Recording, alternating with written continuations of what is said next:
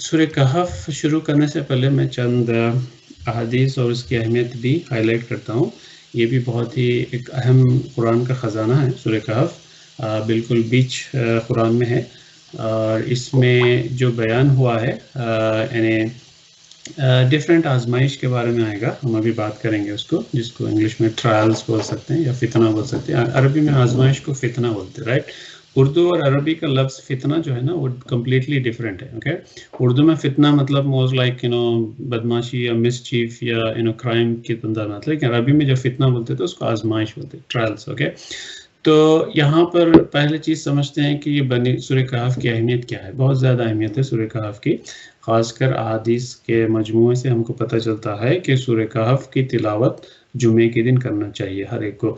اور یعنی انشاءاللہ کوشش کیجئے کہ آنے والے جمعے کو سورہ کہف کی تلاوت کریں. اور اس میں حدیث میں آتا ہے کہ جب ایک جمعے کو ایک شخص تلاوت کرتا ہے سورہ کہف کی، تو اگلے جمعے تک اس کے ساتھ ایک نور رہتا ہے. ان جنرل جو انڈرسٹینڈنگ ہے اس حدیث کی، کہ حدیث پہ الفاظ یہ آتے ہیں کہ اس کے ساتھ ایک نور رہتا ہے جو آسمانوں تک جاتا. تو یہ ایک کائنڈ آف انسان کو نور کیا ہے، بیسیکلی وہ نور ہدایت ہے. یعنی آپ جو سو بیسیکلی ہدایت پہ رہتے.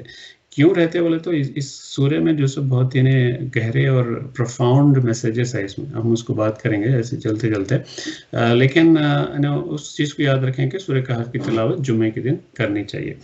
اچھا، اور ایک اور حدیث سورہ کہف کے تعلق سے آتی ہے کہ جو شخص سورہ کہف کے شروع کے 10 آیتیں یا پھر 3 آیتیں یا پھر آخری کے 10 آیتیں، یہ تینوں روایتیں میں نے پڑھی ہے، اگر کوئی شخص یاد کر لیتا ہے تو دجال کے فتنے سے محفوظ رہتا. یعنی اگر کوئی شخص ان آیتوں کو یاد کر لیتا ہے تو دجال کے فتنے سے محفوظ رہتا. تو یہ ایک سورہ کہف جزو کا تعلق فتنوں سے، پہلے میں نے کہا نا کہ فتنوں سے تو گہرا تعلق ہے، ساتھ ساتھ میں اس فتنوں کا تعلق دجال سے بھی ہے. اچھا، دجال کو سمجھنے کے لیے مختصر دجال کیا ہے. عام طور پہ ہمارے ذہنوں میں یہ ہوتا ہے کہ دجال مطلب وہ جو ایک آنکھ والا شخص جو یعنی قیامت سے پہلے آئے گا، رائٹ، اسی کا ہمارے ذہن میں رہتا ہے. آف کورس بالکل صحیح ہے وہ کہ دجال یعنی وہ ایک الٹیمیٹ فتنہ ہے دجال کا. جب وہ شخص آئے گا نا، جب اس کے سچویشن سے قیامت سے پہلے کی نشانیوں میں سے ایک نشانی ہے وہ، کہ وہ سچویشن بنیں گے اور دجال آئے گا، تو وہ ایک دجالی فتنے کا ایک پیک ہوگا. رائٹ، اس کا اصل میں دجال کا جو مطلب ہوتا ہے نا، دجال مطلب فریب، یعنی دھوکہ دینا ہے، فریب کرنا، یعنی جو اس کا لٹرل میننگ ہے. تو ہم جو دجال کا جو فتنے کی بات کرتے ہیں نا، یہ دوسرے تمام جو فتنے ہیں ہمارے اطراف، یعنی بھلے ہی وہ ایمان کا فتنہ ہو، بھلے ہی وہ جو سو دولت کا فتنہ ہو، بھلے ہی وہ جو سو کیا بولتے ہیں نالج یعنی علم کا فتنہ ہو، یا بھلے ہی جو سو اقتدار یعنی پاور کا فتنہ ہو، یہ سارے فتنے دراصل جو ہم دیکھ رہے ہیں نا، یہ سارے دجال کے ہی فتنے ہیں. لیکن اس کا جو کلمینیشن ہوگا، جو پیک پوائنٹ آئے گا، وہ شخص جو آئے گا نا دجال، وہ اس کا ایک پیک پوائنٹ ہوگا. لیکن ہم آج کل گزر رہے ہیں دجالی فتنوں سے. یہ سارے جو آزمائشیں ہم جو گزر رہے ہیں نا، یہ سارے دجالی فتنے ہی ہیں. تو اللہ کے رسول صلی اللہ علیہ وسلم جب نے کہا کہ اس کو یاد کرنا ہے، تو اس کا مطلب یہ ہے کہ ان فتنوں کو ذہن میں رکھنا ہے، ان فتنوں سے بچنا ہے. جو فتنے اس کو سورہ کہف میں بیان کیے گئے ہیں، جو ابھی ہم دیکھیں گے، ان فتنوں سے بچنا ہے. تو یہ دراصل سورہ کہف کی اہمیت ہے. اور اس جیسے میں کہہ رہا ہوں، سورہ کہف کی اگر تفصیلی مطالعہ کریں تو ہم کئی ہفتوں پہ کر سکتے ہیں. آلریڈی الحمدللہ پچھلے کئی محفل میں ہم نے اس کو کور کیا ہے، پھر کبھی کریں گے انشاءاللہ. لیکن میں کہہ رہا ہوں کہ اس میں گہرے جو سو لیسنس ہے، یعنی ہر آپ ایک فتنے پہ ایک سٹوری پہ جائیں گے. اس میں بیسیکلی 4 سٹوری آئیں گے، تو اس ایک سٹوری پہ جائیں گے تو ایک سٹوری کا ایک جو سو یعنی آپ تفصیل سے بیٹھ کے اس میں سے کئی لیسنس نکال سکتے ہیں. تو بہرحال یہ مختصر ہے سورہ کہف. ان شارٹ یہ ہے کہ اس کو جمعے کے دن تلاوت کرنی چاہیے تاکہ ہم دجال کے فتنے سے بچے ہوئے رہیں، اور اس نور کو ہم رکھیں. اللہ تعالیٰ ہمارے ساتھ رکھے گا، جو ہم کو کائنڈ آف ایمان کا نور رکھے گا، بچائے گا فتنوں سے. اور دوسرا جو اس کو یاد بھی کرنا ہے، خاص کر قرآن جو حدیث کے الفاظ ہے، شروع کے 10 آیتیں یاد کر لیں. جو ایک پہلا پیج دکھ رہا ہے نا سامنے 294، وہ تقریباً 10 آیتیں ہوتی ہیں. وہ 10 آیتوں کو یاد کر لیں، یا پھر 3 آیتوں کے بارے میں بھی ہے اور آخری 10 کے بارے میں بھی ہے. تو یہ ان میں سے کوئی بھی ایک یاد کر لیں اور سارے یاد کر لیں، اور بھی اچھی بات ہے. اچھا، سورہ کہف کا تھیم کیا ہے؟ the world will be destroyed and قیامت will come. یعنی ایونچولی اللہ فرماتا ہے کہ ایک نہ ایک دن قیامت آنے والی ہے. اور دوسرا کیا ہے, whatever it be, operation wealth اور anything else, it is a test. یعنی جیسے کہنا یہ سارے فتنے ہیں آپ کو, یعنی کیا بولتے ہیں, جو بھی جس چیز سے بھی ہم گزر رہے ہیں نا, یہ سارے جو کائنڈ آف فتنے ہیں. دولت کا فتنہ ہو یا ایمان کا فتنہ ہو یا جیسے کہہ رہے اقتدار ہو یا پھر جو سو علم کا فتنہ ہو, تو یہ سارے فتنے ہیں دراصل. اور دیز فتنس are nothing but these are the test in this world. So that's a key message from سورۃ الکہف. چلے آئیے ہم سورۃ الکہف کے مطالعہ کرتے ہیں انشاءاللہ. جو سب سے شروع کے آیتیں دیکھیے, الحمدللہ الذی انزل علی عبدہ الکتاب ولم یجعل لہ عوجا قیما لینذر بأسا شدیدا من لدنہ ویبشر المؤمنین الذین یعملون الصالحات ان لہم اجرا حسنا. تو اس میں کیا ہے, Allah reveal the Quran and there is no deviance. اس میں کوئی کجی نہیں ہے, وجہ مطلب کوئی تیڑ نہیں ہے. It's a very clear cut Quran مبین ہے, اوپن بک ہے, کلیئر بک ہے, کلیئر بک آف گائیڈنس ہے. تو اللہ تعالیٰ یہاں پر ہائی لائٹ کر رہا ہے. اور ایک چیز جو اس آیت میں ہائی لائٹ میں نا, قیما لینذر بأسا, اوکے, بأسا کا لفظ آیا یہاں پر. بأسا مطلب شدید آزمائش, اوکے. تو یہاں پر جو سو ان آزمائشوں کی طرف انڈیکیشن ہے جو ہم ابھی پڑھنے والے ہیں. پھر اس کے بعد اللہ فرماتا ہے قرآن was also revealed to warn the Christians, کیونکہ وہ لوگ اپنے یعنی کہتے تھے کہ ولدہ یعنی اپنے اللہ کے ساتھ ایک بیٹا اٹیچ کرتے تھے وہ لوگ, تو اللہ تعالیٰ اس کی بھی جو سو نفی کر رہے ہیں. اور ایک اور چیز جو رسول اللہ صلی اللہ علیہ وسلم تھا کہ اس سے پہلے بھی ہم دیکھیں کہ کس طرح وہ یعنی حریص ہوتے تھے. یعنی حریص مطلب یہ کہ خواہش مند ہوتے تھے کہ یعنی لوگ ایمان لائے, کیونکہ وہ تو مطلب وہ دیکھ رہے تھے نا عذاب. ان کو تو نبی تھے, پروفٹ تھے, اللہ تعالیٰ جیسے ان کو اپنے معراج کے سفر میں عذاب بھی دکھا دیا تھا اور جنت کی چیزیں بھی, نعمتیں بھی دکھا دیا. تو وہ جو دیکھ کے آئے تھے اور وہ چاہتے تھے کہ لوگ اس عذاب میں نہ پڑے تھے, اس لیے جو سو وہ یعنی بہت ہی فکر مند رہتے. تو اللہ تعالیٰ فرما رہے ہیں کہ اس فلعلک باقی نفسک علی آثارہم, یعنی ان کی ایمان نہ لانے کی وجہ سے تم فکر مند مت ہو, وہ لوگ اگر ایمان لائے تو ان کے لیے لائیں گے. اور اللہ تعالیٰ یہاں پہ the world was created to test and soon it will be destroyed, یعنی انسان یعنی اس دنیا کو بنایا اللہ تعالیٰ نے ایک ٹیسٹ کے لیے, تو ایک نہ ایک دن وہ ختم ہو کے رہے گی. تو یہاں پر لیسن میں پروفیٹ صلی اللہ علیہ وسلم was very concerned about these people, so we should also give dawah and love the concern. Basically جو سو ہمارا ایک جو لوگ مثال کے طور پہ عمل نہیں کر رہے ہیں تو ان کے لیے ایک نا ٹرو کنسرن ہونا چاہیے, کیونکہ ہم چاہتے ہیں کہ وہ ان کو ہم بھی عذاب سے, ہم بھی آخرت کے عذاب سے بچے, اور ہمارے گھر والوں کو یا ہمارے رشتہ داروں کو جس کی ہم خواہش میں ان کو بھی عذاب سے بچائے. تو ایک سنسیئر کنسرن ہونی چاہیے لوگوں کے تعلق سے ہمارا بھی, رائٹ, فیلو مسلمس ہو یا رشتہ دار ہو یا گھر والے ہو. اب یہاں پر جو سو اچھا, میں اس سورہ کے سبب نزول نہیں بتایا آپ کو. میں سبب نزول مطلب یہ ہے کہ کیوں نازل ہوئی تھی. تو اس میں نازل ہونے کی وجہ یعنی ایک روایت یہ آتی ہے کہ یہودی جو سو سوال کرنے لگائے تھے کہ جاؤ مشرکوں سے, کہ مشرکس کے کہ جاؤ جا کے جو سو ان سٹوریز کی, سٹوری آف کیف کے بارے میں پوچھ کے آؤ, یعنی جو کہف والوں کا قصہ کیا ہے پتہ کرو محمد صلی اللہ علیہ وسلم سے, اگر وہ سچے نبی ہے تو وہ لوگ جو سو, کیونکہ اس واقعات ان کے یعنی اولڈ ٹیسٹمنٹ نیو ٹیسٹمنٹ میں موجود ہے کسی نہ کسی انداز میں, حالانکہ بہت سارے کیا کہتے ہیں اس کو ماڈیفیکیشنس اور چینجز آئے, لیکن at some kind of truth ہے اس میں. تو وہ لوگ جو سو اس سے پوچھنے لگائے, تو اس کے جواب میں یہ صورت آئی, ٹھیک ہے. اور اس کے سوالات تھے کہ کہف والے کا قصہ کیا ہے, پھر ذی القرنین کون تھے, پھر روح کی کیا حقیقت ہے. تو اللہ تعالیٰ نے روح کی حقیقت پچھلے صورت میں ابھی پڑھ کے آئے ہم, وَيَسْأَلُونَكَ عَنِ الرُّوحِ, تو اللہ تعالیٰ وہاں پر کلیئر کر دیا ہے کہ روح کے بارے میں تم نہیں سمجھ سکتے, تمہارے لیے علم اس کا اتنا علم نہیں ہے. تو یہاں پر پھر وہ دوسرے سوالات کا جواب دے رہے ہیں. اب آئیے دیکھتے ہیں کہ وہ کہف والے کا قصہ کیا ہے, کون تھے کہف والے. جو سب سے پہلا قصہ سٹوری شروع ہو رہی ہے یہاں پر, سٹوری نمبر 1. اچھا, یہاں پر جو دعا ہائی لائٹڈ ہے تو بڑی پیاری دعا ہے, ربنا آتنا من لدنک رحمۃ وہیئ لنا من امرنا رشدا. یہ تھی دعا ان کہف والوں کی, کیونکہ جب وہ کہف میں چلے گئے تو یہ دعا پڑھ کے وہ لوگ جو سو کہف میں چھپ گئے تھے. تو یعنی اللہ سے دعا کر رہے ہیں کہ ہمارے معاملات کو ٹھیک کر دینا. تو یہ دعا ہمارے لیے بھی ویری ریلیونٹ ہے, تو اس کو بھی ہم یاد کر لینا چاہیے, ہائی لائٹڈ ہے, ربنا آتنا من لدنک رحمۃ وہیئ لنا من امرنا رشدا. اب اس کے بعد یہاں سے جو سو کہف کا قصہ شروع ہو رہا ہے. اب کہف کا قصے میں تو میں تفصیل میں نہیں جاؤں گا, کیونکہ تفصیلی سٹوری میرے خیال ہے تقریباً ہر کسی کو یا کسی نہ کسی انداز میں معلوم ہے.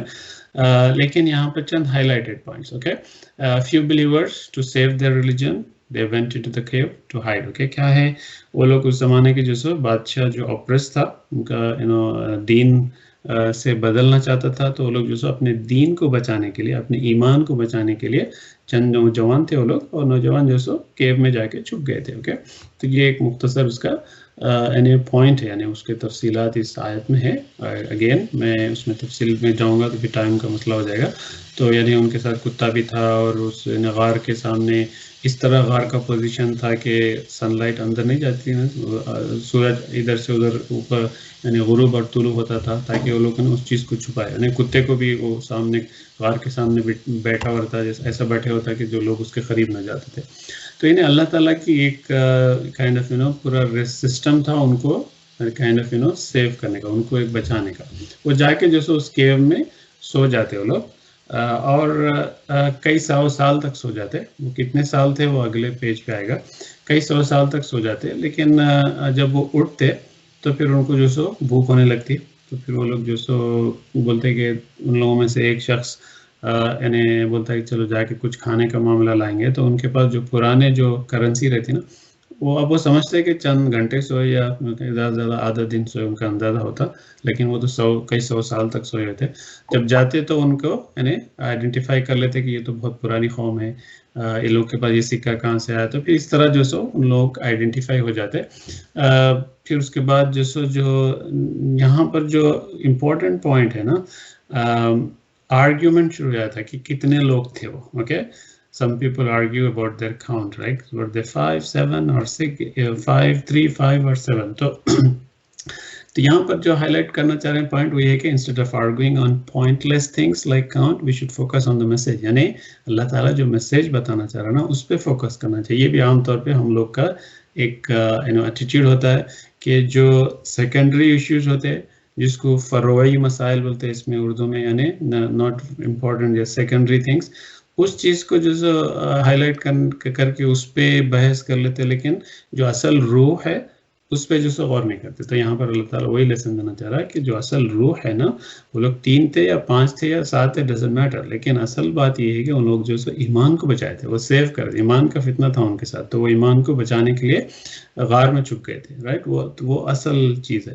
اسی طرح ہم بھی عام طور پہ جو بحثوں میں پڑھتے ہیں نا کہ سیکنڈری ایشوز میں پڑ جاتے ہیں کہ رفع دین کرنا چاہیے کہ نہیں کرنا چاہیے. رفع دین صحیح ہے, یا کوئی شخص رفع دین کر رہا ہے تو اس کو بولے غلط ہے, جو نہیں کر رہا اس کو بولے صحیح ہے.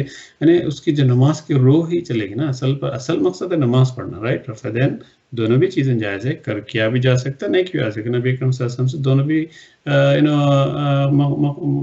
دونوں کا بھی قول موجود ہے.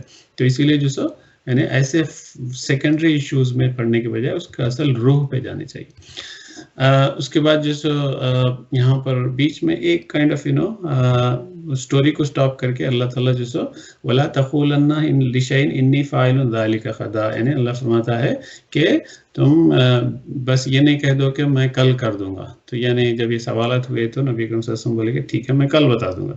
اب ان کو امید تھی کہ وہ جبریل علیہ السلام آئیں گے اور میں ان سے پوچھوں گا, لیکن اللہ فرماتا ہے کہ ایسا نہیں. یہ بھی ایٹیٹیوڈ غلط ہے. ہم کو یعنی خاص کر رسول اللہ صلی اللہ علیہ وسلم کے ذریعے ہم کو سکھانا چاہ رہے تھے اللہ تعالیٰ کیا کرنا ہے. کوئی بھی چیز کرنا ہے تو الا ان یشاء اللہ, ہم کو کچھ کام کرنا ہے تو کل میں یہ کر دوں گا, نہیں کل انشاءاللہ میں کر دوں گا. یعنی یہ اس طرح کا انداز ہونا چاہیے ہمارا کوئی چیز کام کرنے کے لیے. پھر اللہ تعالیٰ یہاں پر ان کو بتاتا ہے کہ they lived in the وَلَبِثُوا فِي كَهْفِهِمْ 300 سِنِينَ وَازْدَادُوا تِسْعًا, وہ لوگ جو سو 309 سال رہے. یعنی اتنا عرصہ اللہ تعالیٰ نے ان کو سلا کے رکھا. ایک کائنڈ آف مثال ہمارے لیے بھی ہے کہ اللہ تعالیٰ جب چاہے جب کسی کو بھی یعنی زندہ رکھ سکتا ہے, جب چاہے جب ان کو یعنی مار بھی سکتا ہے. یعنی دیکھیے 309 سال تک اللہ تعالیٰ نے ان کو سلائے رکھا, اور بالکل وہ لوگ جو سو نیند کی حالت میں تھے, کروٹیں بھی بدلتے تھے, یعنی ایک پرفیکٹ نیند کا ماحول تھا. لیکن 300 سال اللہ چاہے تو یہ بھی ہو سکتا. ٹھیک ہے. یہاں پر چند ہائی لائٹس میں ریسنس کے اسٹوریز ہائی لائٹ کیا ہوں. It is not difficult for Allah to raise the dead, یعنی جس طرح وہ 309 سال سلا کے اللہ تعالیٰ ان کو زندہ کر سکتا ہے, تو ہم کو بھی جو سو زندہ کرنا کوئی مسئلہ نہیں ہے. اللہ کے can go against the rules of the universe if he wishes, یعنی جو یہ جو سسٹم بنا ہوا ہے نا اللہ تعالیٰ کا, یہ سسٹم یعنی اللہ ہی نے بنایا. مثال کے طور پہ کیا سسٹم ہے، ہم کو آکسیجن کی ضرورت پڑتی سانس لینے اور زندہ رہنے کے لیے، اسی طرح ہم کو کھانے کی ضرورت پڑتی زندہ رہنے کے لیے، لیکن اللہ تعالیٰ نے ان کہف کے لوگوں کو بغیر کھانے کے جو سو 309 سال زندہ رکھا. تو یہ کائنڈ آف اللہ تعالیٰ جو سو چاہے تو کر سکتا ہے.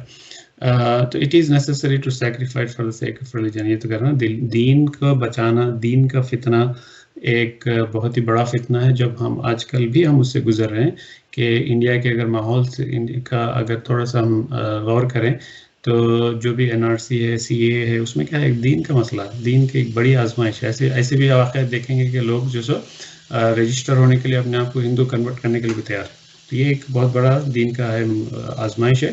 تو ہم جو سو اس کو اس اسٹوری سے کیا لینا ہے کہ ہم اس دین کو اسٹیٹ فاسٹ ہے پکڑ کے رکھنا ہے، چھوڑنا نہیں. تو یہ ہے سب سے پہلا فتنہ جو دجالی فتنہ ہے، جو دین کے ذریعے، یعنی دین کا فتنے سے انسان ہم آج کل گزر رہے ہیں. تو ہمارے لیے ایک کائنڈ آف لیسن بھی ہے. اب دیکھتے ہیں کہ دوسری سٹوری سے ہونے سے پہلے کچھ بیچ میں اللہ تعالیٰ کچھ باتیں یہاں پر بتا رہا ہے کہ Allah's words cannot be changed. پھر جو سو پھر وَاصْبِرْ نَفْسَكَ مَعَ الَّذِينَ يَدْعُونَ رَبَّهُم بِالْغَدَاةِ وَالْعَشِيِّ. یہ آیت جو سو پچھلے سوروں میں بھی آئی تھی. اللہ فرماتے ہیں کہ ان کے ساتھ لگے رہو، یعنی ان کا ساتھ، ان کی معیت رکھو جو لوگ جو سو اللہ کی عبادت کرتے ہیں، نہ کہ ایسے لوگوں کی جو اللہ کی عبادت نہیں کرتے. اوکے. پھر اس کے بعد میں whoever disbelieves in the truth revealed by Allah, their punishment is the fire. inna a'tadna lidh-dhalimina naran ahata bihim suradiquha. یہاں پر جو بھی اس اللہ کے ڈسبلیو کریں گے ان کے لیے نار جہنم ہے. تو پھر اس کے بعد میں ان الذين آمنوا وعملوا الصالحات لا نضيع اجر من احسن عملا. پھر اللہ تعالیٰ کا جو اللہ کی جو سنت ہے کہ جیسے جہنم کا ذکر آئے گا وہ فوری جو سے جنت کا بھی ذکر آتا. تو یہاں پر جنت کے کچھ چیزیں ہیں. اچھا، تو بیچ میں یہ چیزیں بیان کر کے پھر اللہ تعالیٰ جو سو دوسری سٹوری شروع کرا، سٹوری آف 2 گارڈنز. اوکے. اس سٹوری میں بھی جیسے میں بڑا مشکل ہو رہا تھا مجھے کیسے سمرائز کروں، لیکن میں نے کچھ کی پوائنٹس لکھ دیے ہیں. اگین سٹوری کا کوئک سمری یہ ہے کہ دو لوگوں کی کہانی ہے، جس ایک کے پاس جو سو گارڈنز رہتے اور ایک کے پاس غریب رہتا. تو وہ جو گارڈن والا رہتا تکبر کرتا اور اس کے بارے میں کہ بھائی میرے پاس گارڈنس ہے اور میں یعنی ہم نیک کیا بولتے ہیں اللہ تعالیٰ مجھ سے خوش ہے اور میں وہ اور آخرت میں مجھے جو اچھا ملنے والا ہے. تو اس کا ایک ایٹیٹیوڈ رہتا ہے کہ جب مجھے اللہ نے اس دنیا میں گارڈنس دیا ہے تو اللہ سے خوش ہے. تو یہ ایک بہت بڑی نفی ہے کہ ایسا نہیں ہے. اللہ تعالیٰ جو اس دنیا میں اگر کسی کو دیتا ہے تو وہ بیسیکلی آزمائش کے لیے، اس دنیا کے لیے. ضروری نہیں اللہ تعالیٰ اس سے خوش ہو سکتا ہے خوش بھی ہو، کیونکہ اللہ تعالیٰ نے داؤد علیہ السلام اور سلیمان علیہ السلام کو بھی اس دنیا کے کئی بڑے بڑے نعمتیں دی تھی، لیکن اٹس ناٹ نیسسریلی ٹرو. تو اس لیے ہم کو غور کرنا چاہیے کہ ہمارے پاس اگر دولت ہے، کوئی اچھا چیز ہے، تو وہ یعنی اگر وہ چیز جو سو ہم کو دین کی طرف لے جا رہی ہے تو اس کا مطلب ہے اللہ تعالیٰ خوش ہے. اگر ہم اس کی وجہ سے بھٹک رہے ہیں تو مطلب ہے کہ بہت بڑی آزمائش ہے وہ. تو یہاں پر کیا پوائنٹس ہے؟ he would boast about this to his neighbor یعنی who was poor, and then he would claim the gardens would never stop existing. اس کا خیال تھا کہ میں ہمیشہ یہ دولت رہوں گا، ہمیشہ میرا یہ گھر رہے گا، یہ گاڑیاں رہیں گی، یہ سارے اس کے ذہن میں آتا. his neighbors reminded him of his source of birth and tawhid of Allah. جب یہاں پر کیا ہے، جو پور نیبر رہتا وہ نیک رہتا تو وہ اپنا فرض نبھاتا کہ اس کو ریمائنڈ کرنے کے لیے. لیکن ایونچولی کیا ہوتا، یہاں پہ ایک اور چیز آئی ہے کہ وہ جو پور نیبر رہتا نا، وہ کہتا ہے کہ جب تم اپنے جنت میں داخل ہوئے، جنت مطلب اس کے گارڈن میں، تو ماشاء اللہ لا قوت الا باللہ کیوں نہیں کہا؟ تو یعنی اللہ کی طرف سے، یعنی یہ سب چیز اللہ کی مرضی سے ہوتا ہے. تو اسی لیے یعنی اکثر ہم بھی کوئی چیز اگر ہم اچھی چیز دیکھتے ہیں یا پھر کرتے ہیں تو ہم کو بھی ماشاء اللہ کہنا چاہیے.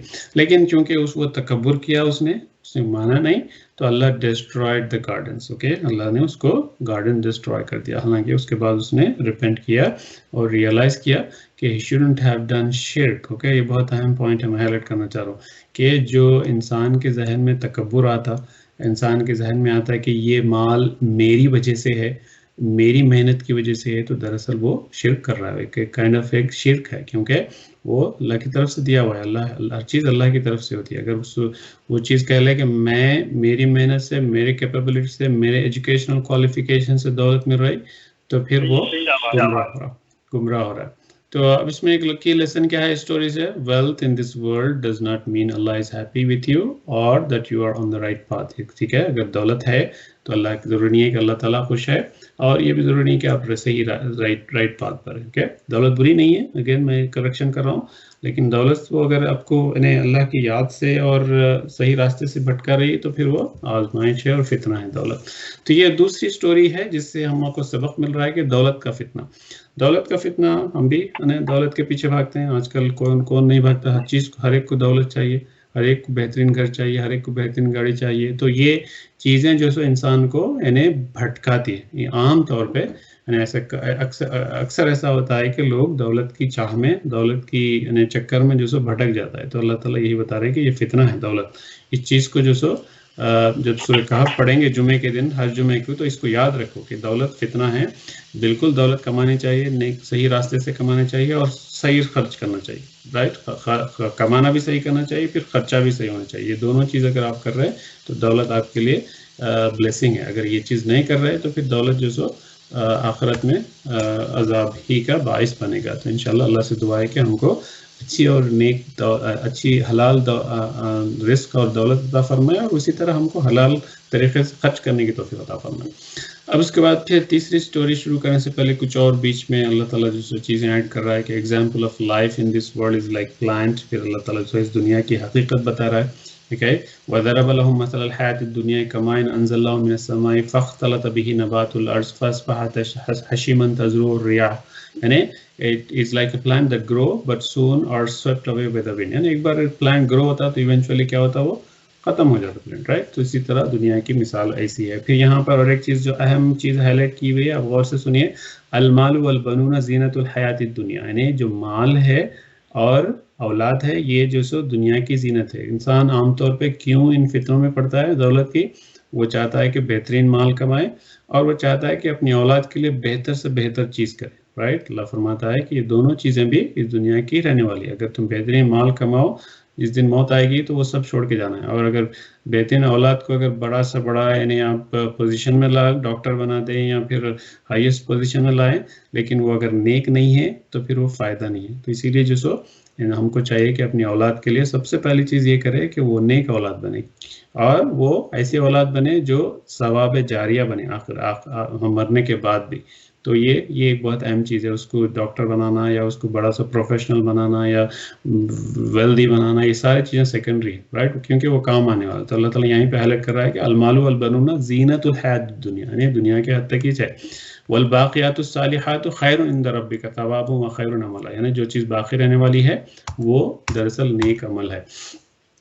پھر اللہ تعالیٰ فرماتے ہیں کہ آخرت کے دن Allah will show everyone their book on قیامہ. Okay, the book will not leave the smallest or biggest action. دیکھیں یہ بھی چیز ہے. وہ وزی الکتاب فتر المجرمین مشفقین مما فیہ ویقولون یا ویلتنا ما لہذا الکتاب لا یغادر صغیرۃ ولا کبیرۃ، یعنی صغیرہ اور کبیرہ کوئی چیز نہیں چھوڑتی کتابوں. ایون دا اسمالسٹ سن اگر کیے تو وہ بھی ریکارڈڈ ہے، اور ایون اسمالسٹ اگر نیکی کر رہے ہیں تو وہ بھی ریکارڈ. تو یہ یاد رکھیں کہ جو چیز ہم کر رہے ہیں ہر چیز جو سو ریکارڈنگ. پھر یہاں پر مختصر اگین وَإِذْ قُلْنَا لِلْمَلَائِكَةِ اسْجُدُوا لِآدَمَ، اس کا ذکر آ رہا ہے کہ ابلیس کا. دیکھیں ایک چیز اس کی غور کریں، اس کا اسٹرکچر کا. دو فتنے آ گئے. کون سا فتنہ؟ فتنہ دین کا، ایمان کا فتنہ، اور اس کا دولت کا فتنہ، دونوں آ گئے. اس بیچ میں جو سو ابلیس کا ذکر ہے، پھر آگے دو فتنے آئے گا. لیکن اس کا مطلب یہ ہے کہ ابلیس از اے سینٹرل پوائنٹ ان فتنوں کے، اور دجال کے فتنے جو ہے اس میں جو سینٹرل پوائنٹ ابلیس کا ہے. تو اسی لیے جو سو یہ ابلیس ہی جو سو آپ کے اطراف ان فتنوں کو پھیلا رہا. تو یہاں پر ابلیس کا ذکر آ گیا، اور اللہ فرماتے ہیں کہ ابلیس جو جنات میں سے تھا. پھر اللہ had no help in creating the heavens and earth، یعنی پھر وہ جس طرح اللہ نے کسی کی مدد نہیں لی تھی. پھر یہ اللہ فرماتے ہیں وَلَقَدْ صَرَفْنَا فِي هَذَا الْقُرْآنِ لِلنَّاسِ مِنْ كُلِّ مَثَلٍ، یعنی قرآن is a book which explain everything in details. پھر یہاں پر جو disbelievers are following the examples of previous nations by disbelieving، یہاں پر کیا ہوا ہے. پھر چند اور پوائنٹس ہے، اس کو بھی وہاں پر میں نے لکھ دیا ہے. پھر اس کے بعد یہاں سے سٹوری آف موسیٰ علیہ السلام شروع ہوتا ہے. تو میں تیسرا فتنے کی طرف جا رہے ہیں، ہم لوگ تیسرے ٹرائل کی طرف جا رہے ہیں، تیسری آزمائش. وہ تیسری آزمائش کیا ہوتی ہے؟ نالج کی آزمائش. تو یہاں پر اس قصے کا جو مختصر بیک گراؤنڈ یہ ہے کہ موسیٰ علیہ السلام ایک بار محفل میں بیٹھے ہوتے ہیں، اور ڈسکشن میں آتا ہے کہ کوئی پوچھتے ہیں کہ بھئی کون اس دنیا میں سب سے زیادہ علم والا ہے. تو موسیٰ علیہ السلام نیچرلی ناٹ آؤٹ آف تکبر بلکہ کہتے ہیں کہ چونکہ میں پیغمبر ہوں اس چیز کا تو اللہ نے مجھے ہی شاید زیادہ علم دیا کہ اس لیے میں ہی زیادہ علم والا ہوں. تو وہ چیز اللہ کو پسند نہیں آئی تھی. پھر اللہ تعالیٰ بولتے ہیں کہ فلاں شخص ایک جگہ ہے, تم جاؤ ان سے ملو اور ان سے علم سیکھو. تو اس میں موسیٰ علیہ السلام کی جو ہمبلنس دیکھے کہ وہ جو سو حالانکہ پیغمبر وقت ہے اور اولو العزم من الرسل بولتے ہیں موسیٰ علیہ السلام کو, یعنی بہت بڑے پیغمبروں میں سے ایک پیغمبر ہے وہ. اس کے باوجود بھی جو سو وہ اللہ کا حکم ہوا تو نالج کو سیکھنے کے لیے جو سو وہ سفر کرتے. جس میں ہمارے لیے امپورٹنٹ یہ ہے کہ ہمیشہ انسان کو نالج سیکھنا چاہیے. اس میں کوئی بڑا چھوٹا یا پھر یعنی پوزیشن یا نان پوزیشن غریب امیر نہیں ہوتا ہے. ہر ایک کے پاس ایک ہر قسم کی نالج ہوتی ہے. سب جو سو ایک دوسرے سے سیکھنا چاہیے. تو یہ نکلتے ہیں اپنے ایک شاگرد کو لے کے. اور پھر اگین میں اسٹوریز کو میں زیادہ کائنڈ آف ہائی لائٹ نہیں کر رہا ہوں کیونکہ یہ مانوس اسٹوریز ہے, سب لوگ جانتے ہیں. تو اس میں جیسے وہ ملتے اور خاص کر یہاں پر قرآن میں ان کا نام نہیں آیا اس شخص کا جس کو ہم خضر علیہ السلام بول رہے ہیں. اب اللہ فرماتے ہیں کہ وہ ایک بندہ تھا ہمارا. اوکے, فوجد عبدا من عبادنا, یعنی ایک بندوں میں سے ایک بندہ تھا جس کو آتیناہ رحمتا من عندنا, ہماری طرف سے ہم نے اس کو رحمت بھی دی تھی اور علمناہ من لدنا علم, ہم کو علم دیا تھا. تو یعنی وہ خاص ایک بندہ تھا جس کو یعنی دوسری کتابوں سے ہم کو پتہ چل رہا ہے کہ وہ خضر علیہ السلام کا نام ہے ان کا.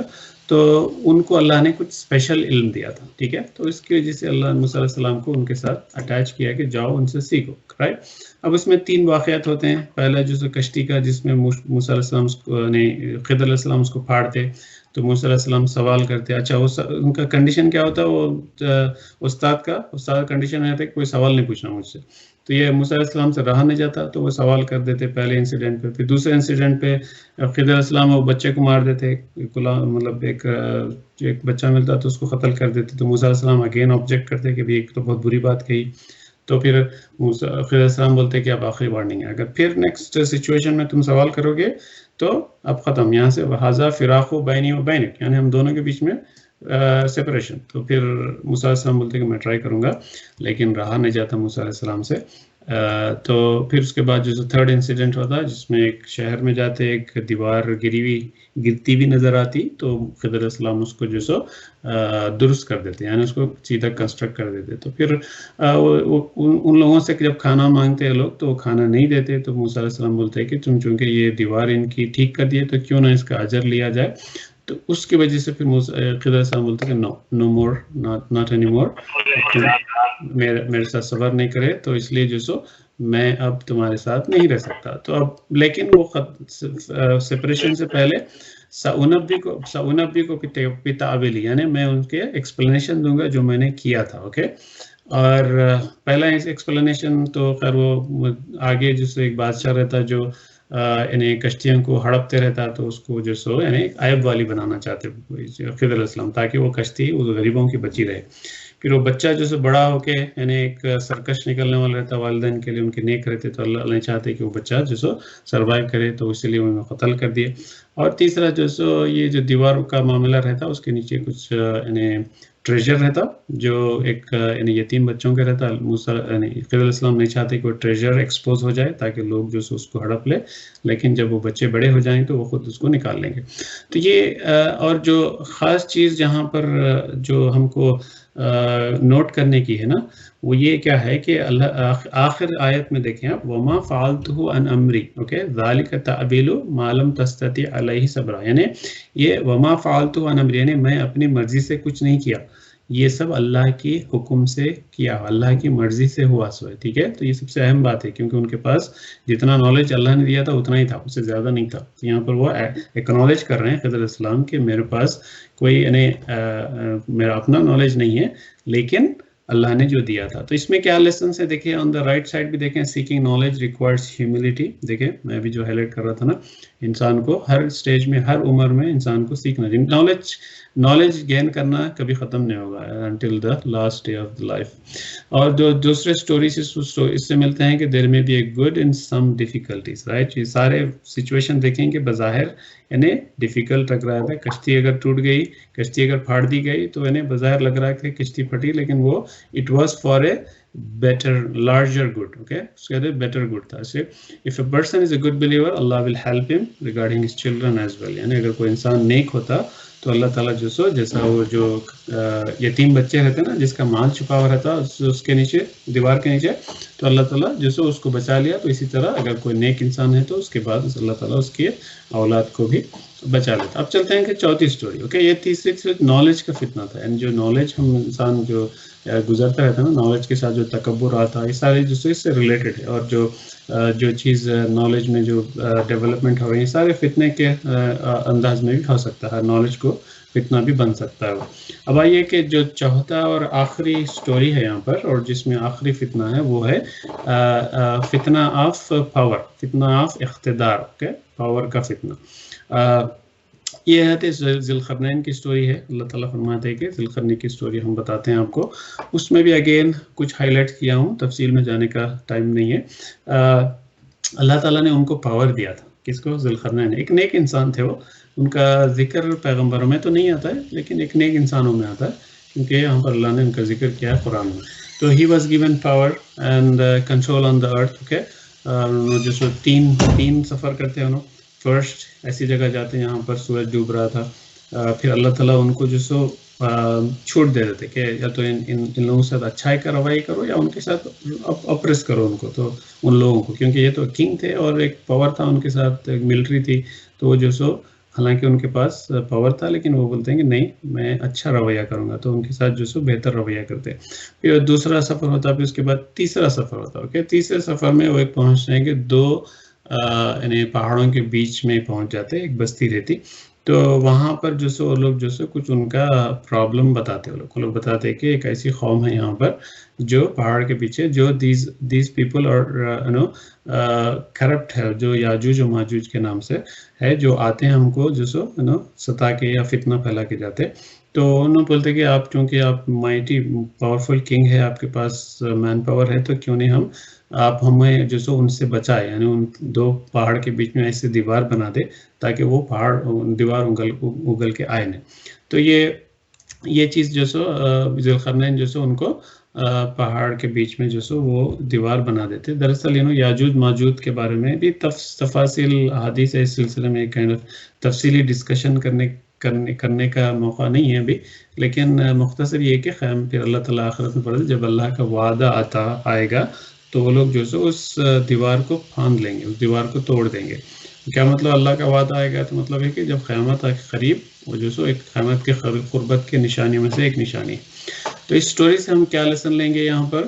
we shouldn't be kind with the criminals so that we can curb the crime in the society. کیونکہ وہ پہلی قوم کے ساتھ تو وہ نرم تھے، ذوالقرنین وہ اچھے لوگ تھے اس لیے نرم تھے، لیکن جب تیسری قوم کے پاس آئے تو یاجوج ماجوج کا قصہ سنا تو انہوں نے کہا کہ یاجوج ماجوج قصہ فتنہ پھیلا رہے ہیں، تو ان سے کچھ ان کو بچانا چاہیے. تو اس لیے جو سو ان کرمنل سے ہم کو یعنی کیا نرمی نہیں رکھنی چاہیے. اور دوسرا لیسن کیا ہے؟ when you get power use it for good. یعنی جب انسان کو اقتدار ملتا ہے، اللہ تعالیٰ جو سو جس کو چاہے پاور دے گا، جس سے چاہے پاور چھینتا. اوکے، تو لیکن جس کے پاس پاور دیا گیا ہے، ہمارے لیے میسج یہ ہے کہ اس کو صحیح استعمال کرے. اگر صحیح استعمال نہیں ہوا تو پھر اللہ تعالیٰ جو سو اس کا کائنڈ آف پنشمنٹ آئے گا. تو یہ تھے 4 فتنے. اگین میں ریکیپ کرتا ہوں. پہلا فتنہ دین کا، ایمان پہ قائم رہنے کا فتنہ. دوسرا فتنہ جو سو مال دولت کا، اور مال و دولت جب ملے گی تو اس کو صحیح طریقے سے استعمال کرنا، ایٹ دا سیم ٹائم صحیح کمانا بھی، رائٹ، حلال کمانا. تیسرا جو سو نالج کا فتنہ، یعنی جو نالج ہے اس میں، نالج کے فتنے میں جو اہم چیز جو آئی ٹرائل آف نالج میں، وہ آئی کہ یعنی اللہ تعالیٰ جو بھی چیز ہوتی ہے ہمارے ساتھ، there is a larger good for that. کوئی بہتر ہوتا ہے ہمارے لیے. بظاہر ان شارٹ ٹرم نقصان لگتا ہے، لیکن وہ in longer term is a good for us. That's a message. اور یہ چوتھا جو آخری ہے پاور کا فتنہ ہے، جو اگر انسان اللہ کے ہاتھ میں جو بھی اقتدار ہے اس کو صحیح استعمال کرنا چاہیے. اور آپ بولیں گے کہ اقتدار کہاں ہے ہمارے پاس، تو اس کا مطلب یہ ہے کہ انسان کا جو ہر ایک کا ایک ہے پرسنل ڈومین میں اس کا اقتدار ہے. ہر ایک کے پاس کچھ نہ کچھ اقتدار ہے. اگر گھر ہے تو گھر میں اس کا اقتدار ہے، یا پھر کہیں اور کسی دوستوں کے اس میں تو اس میں اس کا انفلوئنس ہے. تو وہ چیز کو صحیح استعمال کرنا چاہیے. تو یہ ایک کائنڈ آف ہمارے لیے فتنہ ہے. جب ہم سورہ کہف کی تلاوت کریں گے تو یہ ہم کو ریمائنڈر ہونا چاہیے، رائٹ، اصل مقصد قرآن کی تلاوت کرنے کا اور پڑھنے کا کیا ہے؟ سمجھ کے پڑھنے کا ہے. جب ہم یہ جمعے کے دن ہم سمجھ کے پڑھیں گے، یہ 4 فتنوں کو ہم ریمائنڈ کرتے جائیں گے. ریمائنڈر کی ضرورت پڑے گی ہم کو، کیونکہ ہر بار یعنی بھولتے جاتے ہیں ہم لوگ. تو جب ریمائنڈ کرتے جائیں گے تو پھر ہم ان فتنوں سے بچے رہیں گے، دجالی جو فتنے ہیں. اب جب الٹیمیٹلی ایونچولی بڑا دجال آئے گا، جو جیسے میں کہہ رہا تھا نا کلمینیشن آف دا فتنس، کیونکہ وہ سب سے بڑا فتنہ ہوگا، تو تب جو سو ہم جو سو اسٹیٹ فاسٹ رہیں گے. جب یہ آیتیں ہم کو یاد رہیں گی، اور جیسے اللہ کے رسول نے فرمایا کہ یاد کر لو پہلے 10 آیتیں، تو وہ آیتیں یاد رہیں گی تو ہم اس فتنے سے بچے رہیں گے. ٹھیک ہے، تو یہ دراصل پورا اوور آل سورہ کہف کا تھا. اب ایک کنکلوژن کی طرف جا رہی ہے سورہ. عام طور پہ جب دیکھیں گے کہ کنکلوژن جب ہوتا ہے تو اللہ تعالیٰ جیسے اللہ کی وحدانیت، آخرت اور تھوڑے ریمائنڈر سے سورہ کنکلوڈ ہوتی. تو یہاں signs of day of judgment ہے کہ یعنی کس طرح آخرت میں ہوگا. پھر اللہ فرماتا ہے کہ those who only work for this world and disbelieve in the meeting with Allah will have nothing in the hereafter. Of course, and denying the hereafter can be in belief and in action. If we only work for this world, then we deny the hereafter. That's a very important message there actually. کہ آپ ہم لوگ سب blue کرتے ہیں آخرت ہے، right? Definitely آخرت ہے، مرنا ہے، لیکن کتنا ہم اس کو بلیف کو ایکشن میں کنورٹ کرتے ہیں. اگر مثال طور پہ آخرت ہے، ہم بلیو کر رہے ہیں کہ آخرت میں مرنا ہے، ہم کو حساب دینا ہے، تو کیا ہم اس آخرت کے لیے کام کر رہے ہیں؟ اصل چیز وہ ہے کہ disbelief is not just saying with tongue. Disbelievers will say by tongue that we don't believe in the hereafter, right? But we do believe. We do believe, but how much do we act upon it? That's an important aspect. So اللہ تعالیٰ اسی کو highlight کر رہا ہے کہ جب تم بول رہے ہو کہ آخرت ہے تو اس پہ عمل بھی کرو، عمل کر کے بتاؤ. پھر اللہ تعالیٰ again just to balance out, good people in the hereafter will get جنت الفردوس. اور پھر جیسے آخر میں جو سو بہت ہی پاورفل توحید کے کلمات ہے، جس طرح سورہ بنی اسرائیل بھی اسی طرح ختم ہوئی تھی، یہاں پر بھی جو قل سے ختم ہو رہی. قل لو کان البحر مدادا لکلمات ربی، یعنی اللہ کے کلام اگر لکھنا ہے، اللہ کی باتیں اگر لکھنا ہے، تو اگر سمندر کو بھی اگر انک بنا دیا جائے اور سارے دنیا کے اگر یعنی جھاڑ اور پیڑوں کو ملا کے اگر قلم بنا دیا جائے تو بھی اللہ تعالیٰ کی باتیں ختم نہیں ہوگی، اللہ کے کلمات ختم نہیں ہوں گے. پھر آخر میں اللہ فرماتا ہے قل انما انا بشر مثلکم یوحی الی انما الہکم الہ واحد فمن کان یرجو لقاء ربہ فلیعمل عملا صالحا ولا یشرک بعبادۃ ربہ احدا. اگین ایک توحید کا ایک کمپلیٹ جسٹ ہے یہاں پر. Prophet صلی اللہ علیہ وسلم is just a human being. ان کے پاس بشر ہے وہ. اور یہاں پر ایک کائنڈ آف کسی کا اگر عقیدہ ہے تو اس کو کریکٹ کر لینا چاہیے. محمد صلی اللہ علیہ وسلم نور نہیں ہے، محمد صلی اللہ علیہ وسلم جو سو فرشتے نہیں ہیں، محمد صلی اللہ علیہ وسلم جو سو صرف ایک انسان. جس طرح ہم انسان ہیں، ہم کھاتے پیتے ہیں، اسی طرح محمد صلی اللہ علیہ وسلم کھائے پیے. جس طرح ہم اپنی اولاد بیوی بچے رکھتے ہیں، اسی طرح ان کو بھی تھے.